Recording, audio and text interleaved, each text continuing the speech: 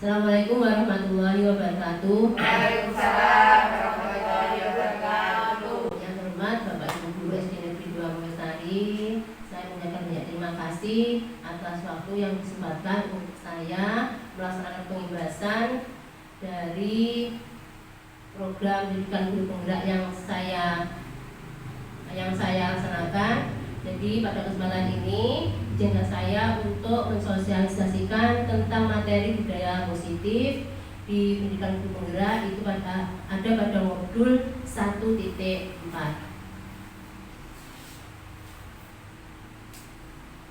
Bapak Ibu, untuk pertama kalinya saya akan memaparkan tentang pengertian budaya positif. Jadi dari beberapa tokoh pendidikan, yang pertama dari tokoh yang berkumpulan budaya sekolah adalah keyakinan dan nilai-nilai yang terlihat dari bagaimana sekolah menjalankan aktivitas sehari-hari.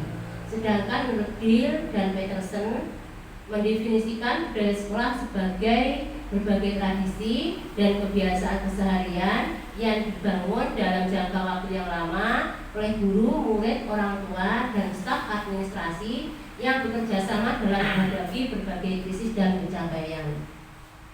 Jadi dari kedua pengertian tersebut kita melihat bahwa budaya positif sekolah merupakan nilai-nilai dan keyakinan-keyakinan yang dibangun dalam jangka waktu yang lama yang tercermin pada sikap keseharian seluruh komponen sekolah.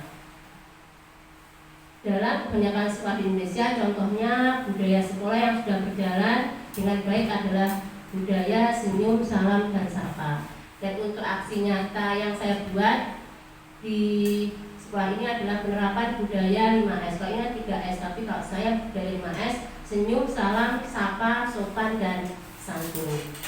Nah, tentunya budaya sekolah tersebut masih perlu dilaksanakan mengingat perannya yang dapat membuat sekolah menjadi lingkungan yang nyaman.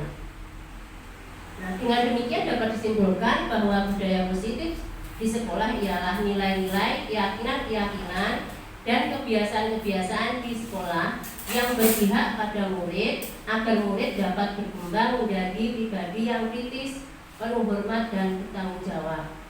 Nah, mengapa budaya positif itu harus bisa menjadi budaya yang dilaksanakan di sekolah? Itu nanti kaitannya adalah untuk mencapai visi dan misi sekolah. Jadi visi dan misi di sekolah kita bisa tercapai apabila budaya positif bisa dilaksanakan di sekolah dan itu bisa menjadi kebiasaan bagi semua warga sekolah. Nah, dalam mewujudkan budaya positif ini, guru memegang peran sentral. Guru perlu memahami posisi apa yang tepat untuk dapat mewujudkan budaya positif baik lingkup kelas maupun sekolah. Selain itu, pemahaman akan disiplin positif juga diperlukan karena sebagai pamong, guru diharapkan dapat menuntun murid untuk menjadi pribadi yang bertanggung jawab. Nah, selanjutnya akan saya berbicara tentang perubahan paradigma teori kontrol. Nah, yang kita kenal selama ini adalah guru mengontrol murid, kritik dan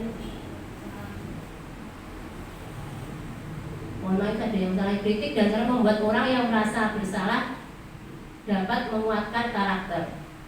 Semua penguatan positif, efektif, dan bermanfaat, dan orang dewasa memiliki hak untuk memaksa.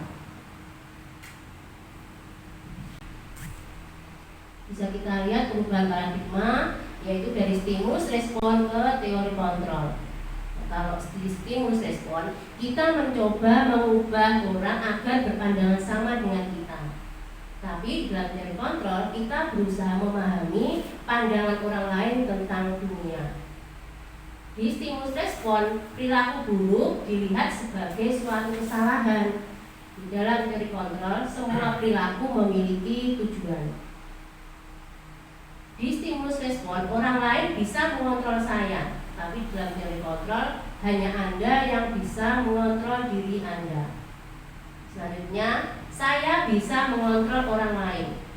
Di dalam teori kontrol Anda tidak bisa mengontrol orang lain. Di stimulus respon, pemaksaan ada pada saat bujukan gagal. Di teori kontrol, kolaborasi dan konsensus menciptakan pilihan-pilihan baru. Di stimulus respon, model berpikir menang kalah, tetapi kalau dalam teori kontrol, model berpikir menang-menang. Nah, selanjutnya kita akan membahas tentang makna disiplin terlebih dahulu. Nah, dalam bahasa Latin, disiplin artinya belajar. Ya, tetapi dalam budaya kita makna disiplin telah berubah menjadi sesuatu yang dilakukan seseorang pada orang lain untuk mendapatkan kepatuhan. Kecenderungan umum adalah menghubungkan disiplin dengan ketidaknyamanan, bukan dengan apa yang kita hargai atau pencapaian suatu tujuan mulia. Selanjutnya akan saya terangkan tentang teori motivasi perilaku manusia. Ini ada kaitannya dengan kedisiplinan, ya. Motivasi siswa ini yang kita bahas di sini adalah motivasi siswa, mereka melakukan hal-hal positif, hal-hal yang baik itu kebanyakan adalah karena adanya motivasi eksternal. Yang pertama, motivasi eksternal yaitu untuk menghindari ketidaknyamanan atau hukuman. Jadi anak-anak melakukan hal yang baik itu karena dia menghindari hukuman dari bapak ibu guru. Jadi pertanyaannya, apa yang akan terjadi apabila saya tidak melakukannya? Yang kedua, motivasi eksternal ingin mendapatkan imbalan orang lain atau institusi. Jadi di sini siswa berperilaku baik karena hanya ingin mendapatkan penghargaan atau sanjungan dari bapak ibu guru. Jadi apa yang akan saya dapatkan apabila saya melakukannya? Nah, diharapkan ke depannya kedisiplinan, budaya-budaya positif dilakukan oleh anak-anak itu bukan karena adanya motivasi eksternal, tapi adanya motivasi internal dari dirinya sendiri, yaitu untuk menghargai diri sendiri, menjadi insan sesuai harapan kita. Jadi pertanyaannya, saya akan menjadi orang yang seperti apa bila saya melakukannya? Bapak Ibu pastinya sedikit banyak sudah mengerti tentang Merdeka Belajar yang merupakan pemikiran belajar dewantara. Jadi Merdeka Belajar, maksudnya merdeka di sini yaitu merdeka tidak hanya terlepas dari perintah, juga cakap buat memerintah diri sendiri. Nah, di sini ada kaitannya dengan motivasi intrinsik untuk melakukan hal-hal yang baik. Di sini ada beberapa lingkaran, ya. Yang pertama di tengah itu ada peraturan kelas. Jadi di sekolah, di kelas pasti ada peraturan, karena peraturan itu kan untuk bertujuan untuk menciptakan ketertiban di kelas maupun di sekolah. Nah, bagaimana anak-anak itu bisa bisa melakukan hal-hal yang baik, yang menciptakan keamanan dan kenyamanan di sekolah ataupun di sekolah? Tidak hanya karena peraturan kelas. Jadi kalau peraturan kelas pastinya kan mengikat, karena kalau peraturan kelas itu kan sifatnya searah. Jadi dari kita, dari sekolah atau dari kita ke anak-anak. Jadi hanya hanya searah. Kita bisa mengalihkannya dengan menjadi keyakinan kelas. Nah, kenapa ya? Bukan kesepakatan, tapi keyakinan kelas. Kalau kesepakatan biasanya masih terikat dengan peraturan. Misalnya datang ke sekolah tepat waktu. Nah, itu misalnya kesepakatan kelas dibuat seperti itu. Tapi kita alihkan menjadi keyakinan kelas. Nah, keyakinan kelas itu dibuat, itu kita berdiskusi dari hati ke hati dengan anak-anak sehingga menciptakan keyakinan kelas. Nah, kalau sudah terjadi keyakinan kelas, maka lingkungan kelas itu akan pastinya menjadi lingkungan yang positif. Apabila kelas sudah menjadi lingkungan yang positif bagi anak-anak, pastinya nanti budaya positif itu bisa dilaksanakan di sekolah tersebut. Dan lingkungan positif itu tidak hanya di kelas, tapi juga di sekolah. Di sini ada keyakinan kelas, dukungan dan penghargaan. Mengapa keyakinan kelas bukan peraturan saja? Ini contohnya. Mengapa ada peraturan harus menggunakan helm bila mengendarai kendaraan roda 2? Begini. Sebelumnya menggunakan helm bila berkendara motor itu peraturan tertib. Tapi dengan adanya motivasi intrinsik, kesadaran diri bahwa kita mengerti bahwa dengan menggunakan helm itu akan menyelamatkan kita sendiri, menjaga keamanan kita sendiri. Yang kedua, mengapa ada peraturan 3M, menggunakan masker, mencuci tangan, dan menjaga jarak 1,5 meter. Nah sebelumnya mungkin ini peraturan peraturan yang dibuat oleh pemerintah agar penyebaran COVID tidak meluas. Tapi dengan berjalannya waktu, 3M ini dilaksanakan oleh semua warga bukan karena peraturan, tapi sudah menjadi keyakinan dirinya. Dengan melakukan hal tersebut, saya akan terhindar dengan penyebaran COVID. Jadi untuk mendukung motivasi intrinsik, kembali ke nilai-nilai atau keyakinan-keyakinan lebih menggerakkan seseorang dibandingkan mengikuti serangkaian peraturan-peraturan. Jadi ini ada perbedaan antara kesepakatan kelas dan keyakinan kelas. Nah, kalau kesepakatan kelas seperti yang saya sampaikan sebelumnya, kalau kesepakatan kelas itu masih terlihat berkaitan dengan peraturan. Ya, kalau misalnya di sini contohnya datang tepat waktu mengucapkan salam, menjaga kebersihan sekolah, berdoa sebelum dan sesudah kegiatan, aktif dalam pembelajaran, tertib. Nah, memang ini dibuat sebagai kesepakatan kelas, tapi cenderung anak-anak itu melihatnya masih terikat dengan peraturan. Kita bisa alihkan hal itu menjadi keyakinan kelas. Kita bisa membuat keyakinan kelas. Jadi untuk membuat keyakinan kelas itu tidak membutuhkan kalimat atau kata-kata yang banyak, tapi mencakup semuanya. Jadi secara umum, contoh seperti ini. Kami guru dan murid saling menyayangi. Dengan kata-kata saling menyayangi itu, kalau anak-anak sudah berkeyakinan seperti itu, maka tidak akan terjadi, harapannya ke depan tidak akan terjadi bertengkar, mengolok teman, atau mungkin bergurau yang lebih, ya, sehingga menimbulkan pertengkaran atau pertentangan. Nah seperti itu. Jadi ada kata saling menyayangi, itu sudah mencakup semuanya.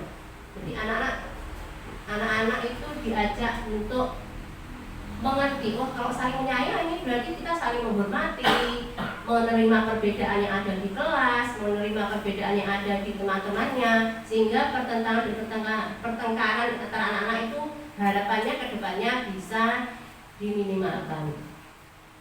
Yang kedua, kami murid yang semangat belajar.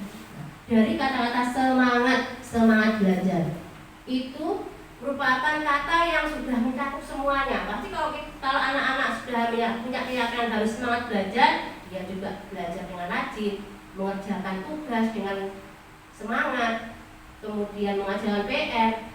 Nah seperti itu. Jadi kita bisa mengalihkan, misalnya yang C, kami murid yang disiplin. Kata-kata disiplin itu sudah memuat semuanya. Kalau sudah menjadi keyakinan anak-anak di kelas dengan kata-kata disiplin itu maksud anak-anak sudah mengerti disiplin. Contohnya seperti apa? Nah, misalnya membuang sampah di tempatnya, datang tepat waktu, harus tertib, melaksanakan tugas tepat waktu, dan lain sebagainya. Jadi kita bisa membuat keyakinan kelas dengan kata-kata yang bisa diterima anak, bisa menjadi keyakinan mereka untuk melaksanakannya sepenuh hati. Dan dengan adanya keyakinan kelas, pastinya kalau anaknya tidak mungkin ya dengan adanya keyakinan kelas itu tertib terus atau tidak melakukan kesalahan, itu tidak mungkin katanya, karena memang anak-anak. Tapi dengan adanya keyakinan kelas, harapannya nanti apabila ada pelanggaran atau kesalahan yang dibuat, anak-anak itu sudah tertanam bahwa saya melakukan kesalahan, bahwa ada konsekuensi yang harus dia lakukan apabila tidak melaksanakan keyakinan kelas. Bukan lagi dia berpikiran kalau saya melakukan pelanggaran, saya akan mendapatkan hukuman seperti itu. Jadi mereka sudah tertanam pada dirinya kalau saya melanggar keyakinan kelas, melakukan kesalahan, maka saya harus melaksanakan konsekuensi yang harus dilaksanakan. Nah, di sini ada contoh, akan saya bacakan beberapa. Yang pertama, menyuruh murid mencatat.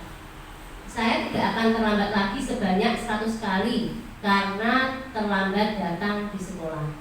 Itu merupakan hukuman. Menyuruh murid lari mengelilingi lapangan basket 2 kali karena terlambat hadir di sekolah. Itu juga merupakan hukuman. Karena yang harus dilakukan ini masih terikat dengan kesepakatan atau peraturan. Nah, yang termasuk konsekuensi misalnya begini, meminta murid mengganti kertas tugas teman yang dicoret-coret. Jadi kalau anak kan biasanya kalau seumpama dengan temannya bergurau, kemudian berlebihan, mungkin bertengkar, kemudian mencoret-coret kertas temannya. Jadi kalau seumpama sebelumnya sudah ada keyakinan kelas, maka anak-anak sudah punya kesadaran pribadi untuk mengganti kertas yang dicoret-coret itu, karena dia sudah mengerti adanya konsekuensi dari kesalahan atau pelanggaran yang mereka buat. Atau mungkin ini yang berkaitan dengan PJOK, menyuruh murid lari mengelilingi lapangan basket sebanyak 2 kali karena terlambat ikut pemanasan saat pelajaran PJOK. Jadi anak-anak berpikirnya itu bukan hukuman tapi konsekuensi, karena kalau mengikuti pelajaran PJOK, kalau dia terlambat dan tidak mengikuti pemanasan, pasti akan ada efek kalau tidak ada pemanasan. Jadi bapak ibu guru atau guru PJOK bisa memberikan waktu yang terlambat datang untuk melakukan pemanasan sendiri, sehingga dia nantinya siap untuk melaksanakan kegiatan PJOK. Nah, sekarang perbedaan hukuman dan konsekuensi. Nah, kalau hukuman itu sesuatu yang menyakitkan harus terjadi. Nah, pastinya hukuman itu kalau anak diberi hukuman pasti ada rasa sakit hati. Ya walaupun kita tidak terlihat, pasti ada rasa sakit hati. Tapi kalau sudah konsekuensi yang dia yakini, jadi sesuatu itu harus terjadi pada saya harus melaksanakan karena saya melakukan pelanggaran atau kesalahan. Membuat anak sakit fisik maupun hati untuk jangka waktu yang lama. Kalau konsekuensi membuat anak merasa tidak nyaman dalam jangka waktu yang pendek. Mungkin pada saat itu konsekuensinya, misalnya kalau PJOK terlambat datang, kemudian sama bapak guru PJOK disuruh pemanasan sendiri. Ya mungkin pada saat itu dia merasa tidak nyaman, tapi hanya pada saat itu. Nah, karena dia sudah merasa bahwa saya harus melaksanakan pemanasan kalau ingin mengikuti pelajaran PJOK. Kalau dihukuman, anak membenci kedisiplinan, karena kalau tidak disiplin pasti dihukum. Tapi kalau di konsekuensi, anak menghargai kedisiplinan karena ada keyakinan di dalam diri anak. Di dalam hukuman itu merupakan paksaan, tapi kalau konsekuensi itu adalah stimulus atau tanggapan. Jadi tanggapan dari anak yang sudah melakukan pelanggaran atau kesalahan. Pada hukuman mendorong anak menyakiti diri sendiri. Tapi kalau dalam konsekuensi mendorong anak agar mudah menyesuaikan diri. Jadi anak kalau membuat pelanggaran kesalahan pasti ada rasa bersalah atau rasa yang tidak nyaman pada dirinya. Tapi karena dengan adanya konsekuensi dia mudah untuk menyesuaikan diri dengan teman-temannya yang lain. Nah, di hukuman konsep diri yang buruk. Jadi kalau dihukum, anak itu berpikir kalau dia melakukan hal yang buruk, tapi kalau dia melakukan konsekuensi, maka dia menganggap dirinya baik karena dia sudah berpikir apa yang dia laksanakan harus ada konsekuensinya apa yang dilakukan. Yang pada hukuman anak belajar untuk menyembunyikan kesalahan, tapi dalam konsekuensi anak belajar untuk mematuhi peraturan. Dan dalam hukuman ada marah, ada rasa bersalah, ada rasa dipermalukan, merasa tak dihargai. Tapi kalau sudah dalam konsekuensi, kehilangan hak, dibuat tidak nyaman, di-AC-kan, itu hanya untuk sementara. Nah, pada dasarnya manusia itu punya kebutuhan-kebutuhan untuk bertahan hidup yang dinamakan kebutuhan dasar manusia. Jadi bukan hanya orang dewasa seperti kita, tapi anak-anak pun juga punya kebutuhan dasar manusia. Yang pertama kesenangan, cinta dan kasih sayang, kebebasan dan penguasaan. Nah, seseorang itu melakukan pelanggaran atau kesalahan itu biasanya karena ada kebutuhan dasar yang tidak terpenuhi. Jadi kemungkinan anak-anak kita melakukan pelanggaran atau kesalahan karena memang ada kebutuhan dasar mereka yang tidak terpenuhi. Misalnya di sini ibu guru bilang aku tidak boleh bersenandung sewaktu mengerjakan tugas. Katanya kelas harus tenang, tidak ada suara. Padahal kan aku suka dan senang menyanyi. Misalnya ini di kelas rendah nih, misalnya. Nah, jadi kebutuhan apa yang belum terpenuhi dari diri anak tersebut? Jadi kebutuhan kesenangan. Ibu guru tidak menyapaku hari ini, padahal aku pakai jepit rambut baru. Ini contohnya berkaitan dengan kelas rendah. Kebutuhan apa yang dia harapkan? Jadi kebutuhan cinta dan kasih sayang. Dia membutuhkan perhatian gurunya untuk disanjung, dilem, karena dia memakai jepit rambut yang baru. Aku bosan masa belajarnya cuma gitu-gitu aja dengan ibu guru aja. Ini mungkin yang kebanyakan terjadi pada kita. Nah, sehingga anak-anak kadang bosan, tidak mau mengerjakan seenaknya sendiri. Jadi ada kebutuhan yang tidak terpenuhi, yaitu kebutuhan kebebasan.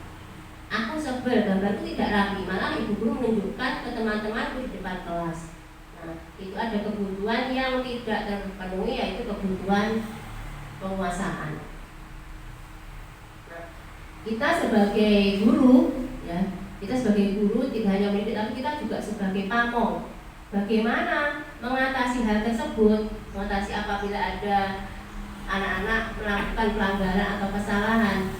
Di sini ada 5 posisi kontrol bagaimana seorang guru untuk menghadapi kesalahan atau pelanggaran yang dilakukan oleh anak didik kita. Nah, di sini yang pertama adalah penghukum. Nah, kalau di posisi kontrol sebagai penghukum, biasanya guru berkata, awas ya kalau kamu melakukan lagi. Awas ya, lain kali kamu melakukan ada hukuman. Nah, kalau kita berkata seperti itu, berarti kita memiliki posisi kontrol sebagai penghukum. Nah, ada dampaknya pada murid. Mungkin nantinya kebanyakan akan mengulangi kesalahan, karena dia sudah punya pemikiran, biarkan saja nanti juga marah-marah lagi. Jadi gurunya sudah hafal, paling kayak gini paling bersedari mulai, ya seperti itu. Yang kedua, membuat merasa bersalah. Misalnya, kamu sudah tahu ibu lelah sekali mengatakannya, ibu stres. Atau mungkin kita berkata, guys bolak-balik ngomong, kok kagak ada teknik toh. Misalnya seperti itu. Sudah bolak-balik dikasih tahu kok kembali dilakukan kembali. Nah seperti itu. Jadi itu adalah membuat rasa bersalah. Jadi dampak pada murid adalah merasa rendah diri. Nah, yang ketiga adalah sebagai teman. Ya, penghukum menghadik, rasa bersalah, berceramah. Kalau sebagai teman membuat alasan-alasan untuk muridnya. Misalnya kita berkata, masa kamu nggak mau, ingat ibu pernah bantu kamu kan. Jadi dalam posisi ini kita biasanya mengingatkan hal yang baik yang pernah kita lakukan kepada anak. Jadi kalau kita di posisi kontrol sebagai teman, maka dampak pada murid adalah lemah, tidak mandiri dan tergantung pada kita. Yang keempat adalah sebagai pemantau. Nah, kalau sebagai pemantau, biasanya guru berbuat menghitung dan mengukur. Misalnya kita menaikkan apa peraturannya, kok kamu datangnya terlambat. Nah,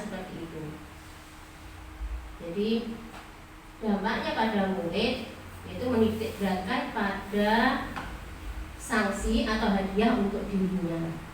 Nah, yang kelima adalah sebagai manajer. Kalau kita sudah bisa mengkondisikan kita di posisi sebagai manajer, maka bisa dikatakan kita itu memang sangat berhasil untuk mengatasi anak didik kita yang berbuat kesalahan atau pelanggaran. Maka dengan berada di posisi kontrol, biasanya guru akan mengajukan pertanyaan-pertanyaan. Apa yang kita yakini? Apa yang bisa kamu kerjakan untuk memperbaiki masalah ini? Jadi kalau ada anak yang tidak mengerjakan PR misalnya, kalau sudah ada keyakinan kelas, kita bisa menanyakan ke anak, kamu tahu nggak keyakinan kelas yang dibuat seperti apa? Nah, jadi anak bisa menjawab.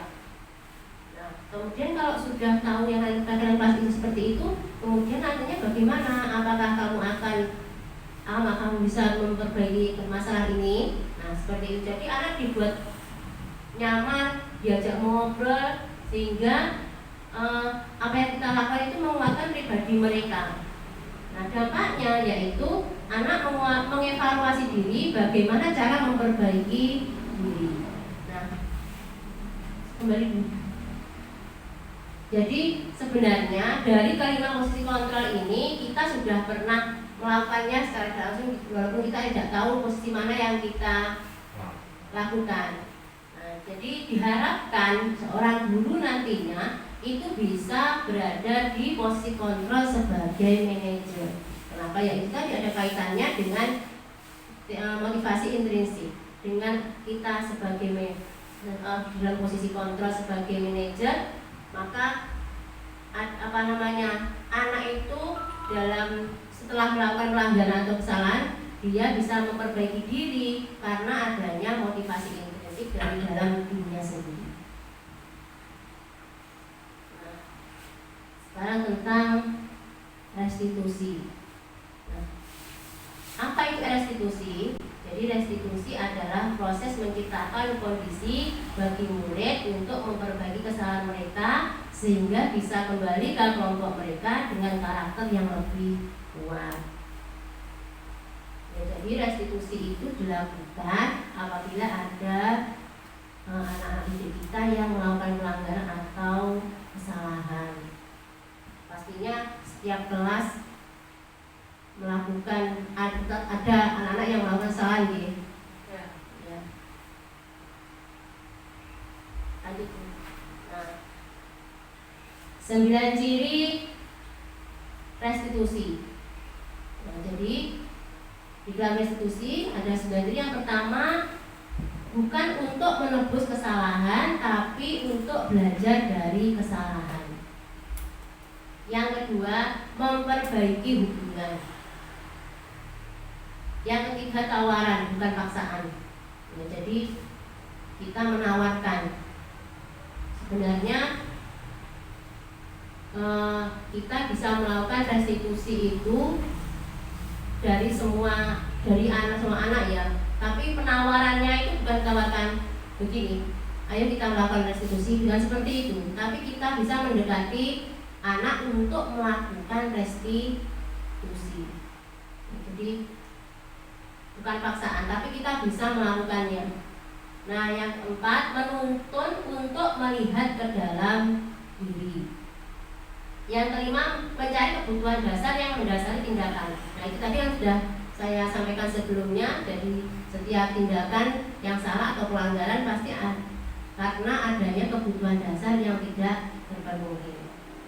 Nah, yang keenam, cara untuk memperbaiki diri. Yang ketujuh, fokus pada karakter bukan tindakan. Yang kedelapan, fokus pada solusi.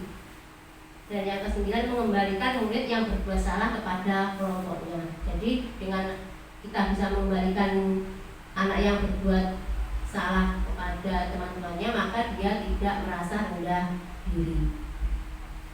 Nah, di sini saya perkenalkan tentang segitiga restitusi.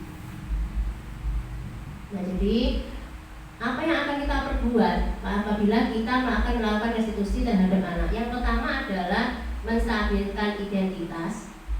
Jadi di dalam kegiatan menstabilkan identitas itu apa? Jadi ada hal yang bisa kita mengertikan kepada anak bahwa setiap orang pasti pernah melakukan kesalahan. Kamu bukan satu-satunya yang pernah melakukan ini. Nah, dan dengan begitu anak tidak merasa rendah diri atau merasa sakit hati. Nah, yang kedua, validasi tindakan yang salah. Jadi apa yang ada di validasi tindakan yang salah itu biasanya kita menanyakan alasan mengapa anak berbuat pelanggaran. Kemudian yang terakhir adalah menanyakan keyakinan. Jadi di kegiatan menanyakan keyakinan itu ada hal yang dipertanyakan ke anak, yaitu tentang kesepakatan atau nilai-nilai yang disepakati, keyakinan kelas yang sudah dibuat di kelas. Kemudian kita bisa menanyakan, kamu nantinya kamu cita-citanya menjadi apa? Nanti kita bisa kaitkan dengan tindakan yang dia berbuat. Nah, di sini untuk membuat murid yang merasa gagal karena berbuat salah menjadi positif terhadap dirinya, itu tujuan menstabilkan identitas. Misalnya kita berkata, misalnya ada anak yang berbuat kesalahan, ya misalnya apa Bu? Contohnya kalau di kelas yang paling umum apa biasanya? Tidak mengerjakan PR, bertengkar, misalnya tidak mengerjakan PR misalnya ya. Jadi guru bisa berkata berbuat salah itu hal yang manusiawi. Manusia itu juga pernah berbuat salah. Bukan hanya sampean yang berbuat salah seperti ini. Nah, jadi kita membuat murid yang merasa salah itu bisa menilai positif terhadap dirinya. Nah, yang kedua, validasi tindakan yang salah. Jadi dalam kegiatan validasi tindakan yang salah membantu murid mengenali basic need, kebutuhan dasar yang ingin dipenuhinya ketika melakukan kesalahan itu. Misalnya kita menanyakan, kenapa kok tidak mengerjakan PR? Nah, jadi biar anak itu mengatakan alasan-alasan dia apa. Nah, kemudian kita bisa bertanya lagi, apakah kamu bisa melakukan dengan lebih baik besok? Besok bisa enggak mengerjakan PR? Nah, seperti itu. Jadi ada pertanyaan-pertanyaan yang yang bisa kita gunakan untuk mengenali kebutuhan apa yang belum terpenuhi dari anak tersebut sehingga dia melakukan kesalahan. Nah, yang lain adalah menanyakan keyakinan. Murid melihat kesalahannya dihubungkan dengan nilai-nilai kebajikan yang diyakininya mendasari manusia berinteraksi dengan orang lain. Jadi kalau sudah kita melakukan dua kegiatan sebelumnya, kita bisa bertanya kepada anak tersebut, apa nilai yang kita percaya di kelas, atau apa keyakinan kelas yang kita buat. Nah, jadi anak bisa kan kalau sudah tahu keyakinan kelas kan dia bisa menjawab. Misalnya kami adalah murid-murid yang semangat belajar. Nah, kemudian kalau begitu bagaimana? Nah, dia kan pasti menjawabnya, saya harus semangat belajar guna. Semangat belajar itu kan salah satunya apa? Mengerjakan PR. Nah, seperti itu. Jadi kita akan punya pertanyaan yang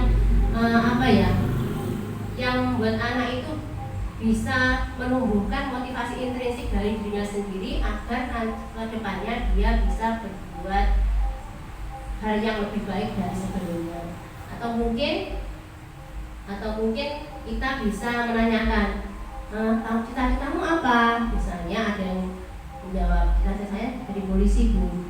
Kemudian kita bisa tanya lagi, jadi polisi itu butuh disiplin apa tidak? Butuh Bu. Nah, itu nanti kita bisa kaitkan dengan kesalahan atau pelanggaran yang dia berbuat. Bapak Ibu, itu tadi pengibasan dari saya tentang budaya positif. Nah, di aksi nyata pada modul ini saya melaksanakan penerapan budaya positif tentang budaya 5S, yaitu senyum, salam, sapa, sopan, dan santun. Kenapa saya buat seperti ini? Karena saya lihat budaya 5S ini sepertinya mulai terkikis dari anak-anak kita. Ya, jadi kemungkinan karena sebelumnya kan anak-anak belajarnya dari hampir 2 tahun, sehingga anak-anak itu hanya memegang HP, ya, memegang gawai, dan kemudian mungkin karena ada pengaruh, karena mereka terlalu banyak memegang HP, jadi sosial media pun mempengaruhi pemikiran mereka. Jadi berkurangnya sopan dan santun, serta kemungkinan adalah pengaruh lingkungan juga, dan mungkin juga karena perhatian orang tua yang kurang terhadap masalah sopan dan santun. Jadi di sini saya membiasakan anak untuk sopan dalam kelas. Kemudian ini ada misalnya lagi waktu cuci tangan, budaya antri itu kan juga merupakan bagian dari sopan dan santun. Kemudian apabila melewati bapak ibu guru atau orang yang lebih tua, menundukkan badan.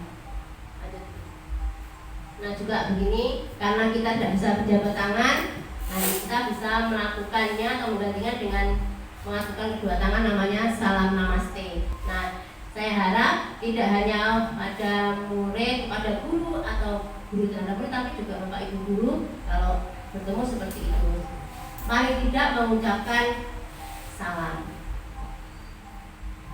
Nah seperti ini. Jadi pada waktu membantu teman yang kesulitan, kemudian berkata-kata yang baik dengan teman dan juga bapak ibu guru ataupun pada orang yang lebih tua. Nah harapan saya budaya positif ini tidak hanya dilakukan anak di sekolah, tapi harapan saya nantinya bisa dia terapkan dalam kehidupan sehari-hari, sudah menjadi pembiasaan mereka di sekolah dan juga di lingkungannya, di rumah. Dan untuk penerapan budaya positif, sebelumnya artikel saya muat di blog Kompasiana, yang linknya sudah saya bagikan di grup SD. Jadi bapak ibu bisa melihat di situ sudah ada latar belakang, tujuannya sudah saya berikan di situ. Dan semoga penerapan budaya positif yang saya buat ini tidak hanya untuk saya sendiri, tapi bapak ibu juga bisa menerapkannya untuk anak-anak di kelas dan juga di lingkungan sekolah. Jadi penerapan tidak hanya di kelas, tapi juga anak-anak bisa menerapkannya pada waktu dengan teman-temannya di luar kelas dan juga bapak ibu guru yang lain, dan juga bisa diterapkan bukan hanya anak-anak tapi juga untuk semua warga sekolah, sehingga budaya positif 5S ini bisa menjadi kebiasaan-kebiasaan yang dilakukan oleh warga sekolah SD Negeri 2 Mulosari di sekolah maupun di kehidupan sehari-hari. Nah bapak ibu, sebelum saya tutup, apakah ada pertanyaan atau pesan dan pesan dari bapak ibu? Monggo.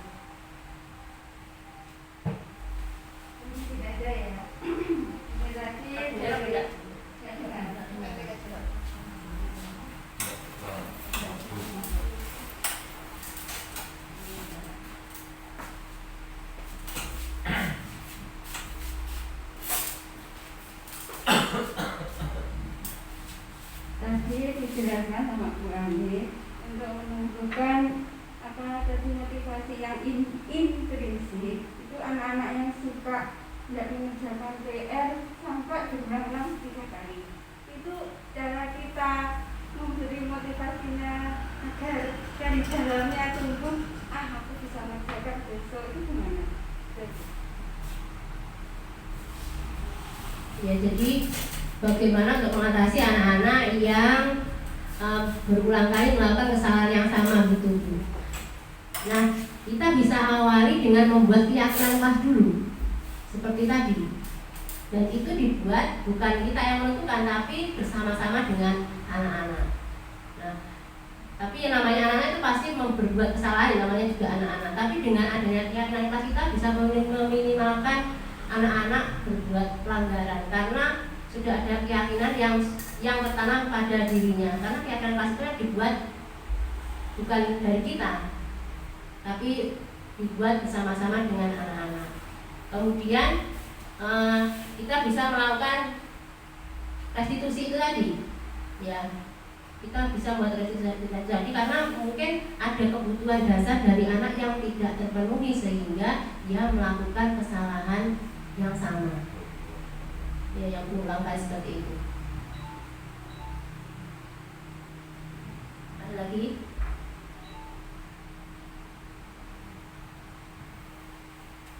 Nggak usah cetak.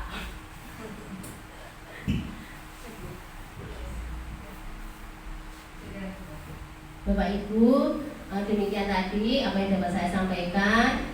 Dan sebelumnya sebelum saya tutup, saya mohon maaf apabila dalam penyampaian saya ada kesalahan, dan saya harap apa yang saya sampaikan pada hari ini bisa bermanfaat dan bisa diterapkan di kelas masing-masing dan juga di sekolah.